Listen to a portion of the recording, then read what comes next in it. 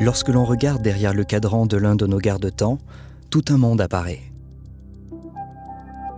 Un monde peuplé de défis et d'équipes qui, une à une, viennent apporter leur pierre à l'édifice mécanique qui est en train de prendre forme. Je suis constructeur mouvement innovation. Mon travail consiste à imaginer et concevoir les mouvements du futur. Il faut 2, 5, parfois 10 ans de recherche et de mise au point. Heureusement, le chemin de la conception ne se fait jamais seul.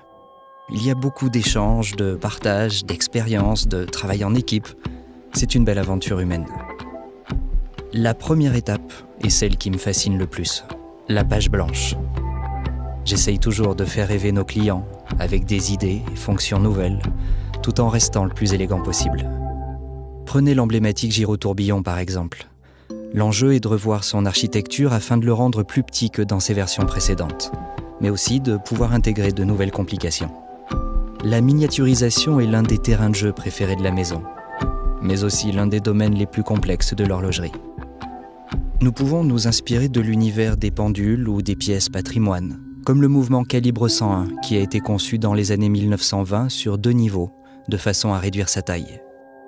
La nouvelle conception de ce gyrotourbillon s'inspire de cet héritage, car le mécanisme d'échappement est monté également sur 2 niveaux pour en optimiser le volume. Des logiciels complexes me permettent de réaliser des conceptions en 3D, comme cette encre particulière qui est couramment utilisée dans la pendulerie. La fabrication d'une montre n'est pas uniquement le résultat de toutes ces années de développement, mais aussi celui de plus de 189 ans d'expertise de la manufacture. Depuis 1833, plus de 1300 calibres différents ont été créés sous son toit.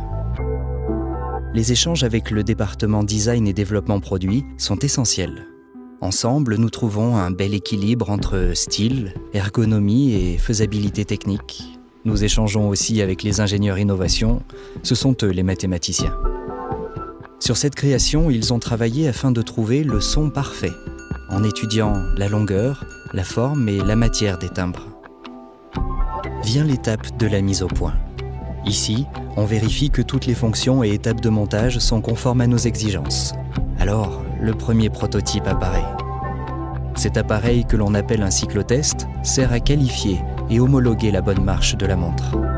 Après avoir confirmé que notre prototype est prêt, nous démarrons l'assemblage des garde-temps destinés aux clients.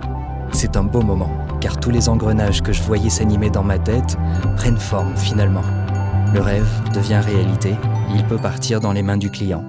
Et pour moi, un nouveau rêve peut commencer.